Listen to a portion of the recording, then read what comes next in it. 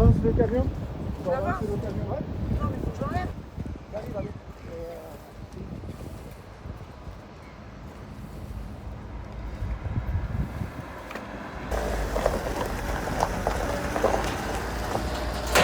Les fleurs là qui sont petits là, Ouais. je sais pas ce qu'il a.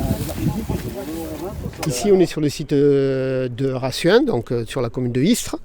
Et aujourd'hui, les services techniques de la ville de Istres, on a décidé d'éliminer des espèces végétales exotiques envahissantes qui sont le seneçon en arbre ou le baccharis et l'herbe de la pampa. L'herbe de la pampa, en fait, c'est une plante qui était plantée dans les jardins, ornementale en fait, et qui s'est échappée des jardins, qui se retrouve dans les milieux naturels. Et le baccharis, vraisemblablement, ça a une origine plutôt africaine, quoi, mais c'est pareil, ça a été une plante qui a été utilisée pour des raisons ornementales au départ, quoi, voilà. Alors en fait, le problème de ces herbes, c'est qu'elles se développent très rapidement et qu'elles prennent la place des plantes autochtones, en fait, ouais, comme la roselière qui est ici. Et en plus, ce sont des plantes qui n'apportent rien à la biodiversité parce qu'en fait, elles ne produisent pas de graines qui sont utilisées par les animaux. Les animaux ne se reproduisent pas à l'intérieur. En fait, ça ne présente aucun intérêt, quoi. Et en plus, elles n'ont pas de prédateurs ni de maladies, donc elles se développent beaucoup mieux que les plantes autochtones. Le principe, c'est que ce sont des espèces qui viennent d'un autre milieu dans la planète, qui ont été exportées, importées de manière volontaire ou involontaire. Et elles ont, dans l'endroit où elles viennent s'implanter, une capacité de développement qui est largement supérieure à celle des espèces locales. C'est des espèces qu'elles n'auraient jamais dû rencontrer, mais il se trouve qu'elles arrivent et en compétition, elles sont beaucoup plus efficaces. Donc elles implantent toute la surface et elles font disparaître les milieux originels. On peut dire qu'elle les étouffe. On peut dire qu'elles les étouffent, elles prennent la place. Si c'est des plantes, elles prennent toute la lumière et plus rien ne pousse dessous. Si c'est des espèces animales, elles peuvent hyper prédater tout le reste. Voilà, ça arrive.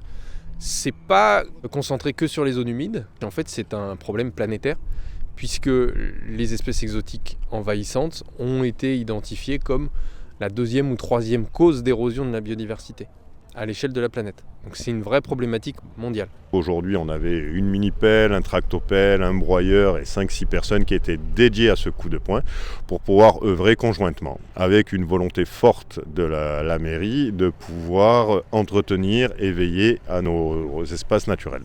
En fait, c'est la bonne époque pour nous d'intervenir. C'est un peu en ce moment où, normalement, alors pas aujourd'hui parce qu'il a plu ce week-end, mais où le niveau d'eau est le plus bas, où les espèces végétales ne sont pas en floraison, donc il n'y a pas de semences ou de dispersion.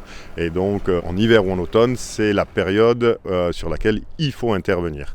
Si de mesure, suite au printemps, on voit qu'il y a des oublis, on reviendra l'année prochaine avec la volonté forte d'enlever toutes ces espèces-là qui n'ont rien à faire dans la roselière. Les tractopelles, etc. Le mécanique, c'est le seul moyen pour en venir à bout. Et est-ce qu'il faut aller profond pour chercher les racines ? Alors c'est le seul moyen pour pouvoir vraiment enlever, pour pas que ça reparte. Si on les coupait à la base, ça repartirait. En plus, on est dans un milieu humide, donc ça va assez vite. Là, le fait de les arracher directement, ça enlève complètement toute la plante et ça évite que ça repousse. Et donc oui, malheureusement, c'est le seul moyen parce que sinon on pourrait passer un coup de broyeur et ça serait fini, mais c'est pas le cas. Sur la commune de Istres, on est zéro phyto. Nous n'utilisons pas un seul produit phytosanitaire sur l'ensemble de la commune pour quoi que ce soit. Et encore qui plus est dans un site Natura 2000. Alors, ennemi de la flore, est-ce que c'est ennemi de la faune aussi ? Les animaux, est-ce qu'ils en souffrent ? On peut en souffrir. Oui, bien sûr. Soit ils en souffrent parce que leur habitat naturel a disparu. C'est typiquement le cas du baccharis et de l'herbe de la pampa qui remplace la roselière. Donc tous les oiseaux des roselières ne peuvent plus y habiter parce qu'il n'y a plus de roselière. Et dans ces espèces-là, elles ne vont pas trouver de quoi nicher. Et là, les espèces d'oiseaux en particulier, c'est sur lesquelles qui sont plus visées ?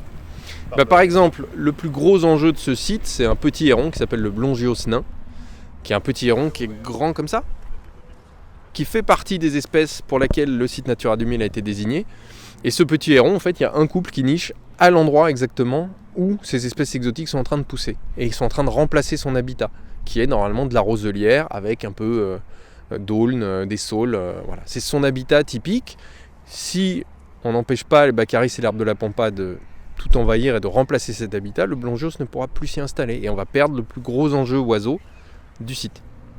Est-ce qu'il y a des conseils particuliers ? Parce que ces herbes, elles sont pas venues directement de la pampa ni d'Afrique. Ah non, pas du tout. C'est des espèces qui ont été achetées par des particuliers dans des pépinières sans trop savoir si c'était des espèces invasives ou pas. Et puis la pollinisation a fait son sort et donc le vent a transporté les graines et puis on les retrouve maintenant un peu dans tous les territoires de la commune. Est-ce qu'il faut alerter un petit peu les particuliers sur ce genre d'achat ? Alors je pense qu'il faudrait plutôt alerter les pépiniéristes pour qu'ils évitent de les vendre. Ça éviterait que les particuliers les achètent.